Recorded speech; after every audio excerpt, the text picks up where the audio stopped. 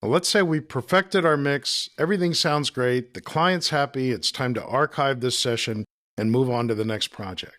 So there is an argument for saving everything that got recorded. The false starts, the takes that weren't used for creative reasons. If it happened, I'm saving it. Because hard drives are cheap, so save it all. And then there's a counter argument that it's just a waste of space to save junk that's never going to be used. And if we scribe to the waste of space argument, then we want to save relevant audio files, files that did get used in the final mix, and then we can jettison everything else. Now, there's also the argument that if we save this session efficiently and we pass it on to someone else, when they open it, they'll see exactly what they need, and there won't be a lot of extraneous and confusing files cluttering up the workspace. Now, if we had to manually and methodically go through this session and remember which vocal take we used here and which guitar part we used there, we probably wouldn't do it. It's too time-consuming and too easy to make a mistake. Fortunately, Pro Tools has been keeping track for us, so it's fairly easy to figure out what we've used. We go to the clip bin, we say, select unused. And those are the pieces that aren't being used in this final mix. So the way I like to do this is a two-step process, and I'll tell you what it is, and you can decide if it's something you want to adopt. So because I'm a little scared of throwing away things that I'm not positive I might ever need again, I start by File, Save Copy In, and I include all the audio files. So that's everything that got used or didn't get used in the final mix. And I set these parameters for how I want them. Then I say OK, and I give it a name, and I save it somewhere. So we've seen that before. We know how that works.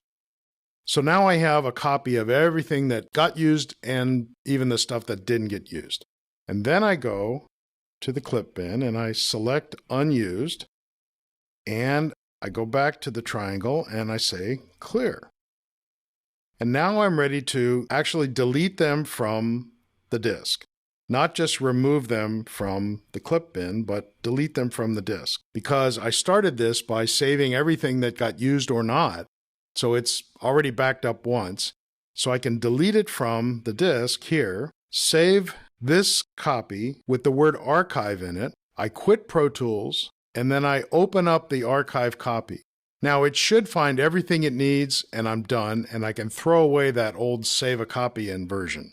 If it doesn't find an audio file for some reason that's critical to the session, fortunately, I've just saved a copy in and included all the audio files, and I can go retrieve it, bring it into the session, or move it from one folder to another. So that's my archive process, and it saves me exactly what I need to open that session up again, but no more than I need. Now, what about archiving your plugin settings? Not just the ones for this session, but the ones you made and have fallen in love with. Let me show you how I do that. I would make a new session, and let's just create a blank session. I'll call this plugin settings, and we'll pop it on the desktop. I don't want to save anything I did there. And this is an empty session, and that's really what you want for this process. So we go to File, Save Copy In. There are no audio files. I can click this, but nothing will happen. And what I want is the root plugin settings folder. Then say OK, and I'll put this on the desktop. My plugin setting archive. We can see now that it's copying all the plugin settings that exist in Pro Tools on this system. If I hide Pro Tools, I can go here. Now I have all the plugins and their settings, anything that I've custom made. So let me jump back to Pro Tools. And I started this chapter with a little bit of philosophy, so let me end with a little bit more.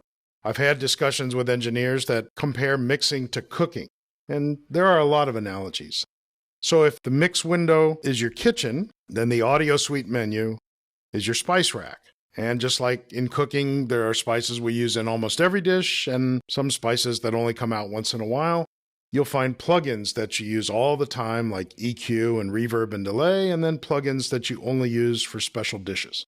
So in this title, I promised I would only use plugins that ship with Pro Tools, but I should mention, and Many of you know this very well, that there are other companies that make plugins that work with Pro Tools, like Waves and Isotope and McDSB, and a very long list that you can find at avid.com/plugins.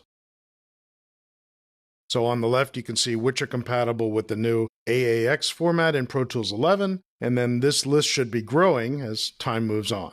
Some plugins have changed the music business. It's hard to overstate the impact of Auto-Tune, for instance, or the impact that compressors and limiters have made on the loudness wars. So plugins are great. Anyone who remembers the days of racks of gear and patch bays and writing down the settings of the knobs so that you could recall that sound later appreciates the efficiency of having all those sounds at the press of a button. But there's no prize for using the most plugins, and the trick really is to use what you need to accomplish your creative goals.